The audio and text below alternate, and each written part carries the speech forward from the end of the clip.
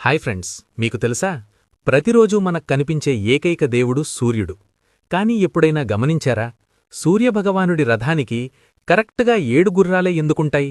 8 ఉండొచ్చు కదా, లేక 10 ఉండొచ్చు కదా? ఎప్పుడైనా ఆలోచించారా?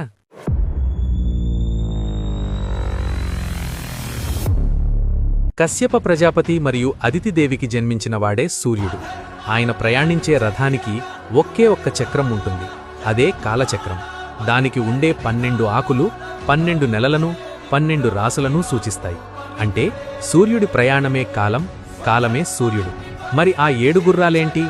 వేదాల ప్రకారం అవి గాయత్రి, బృహతి, ఉష్ణిక్, జగతి, త్రిష్టుప్, అనుష్టుప్, పంక్తి.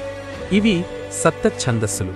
సామాన్యంగా ఈ 7 గుర్రాలు వారంలోని 7 రోజులను సూచిస్తాయి.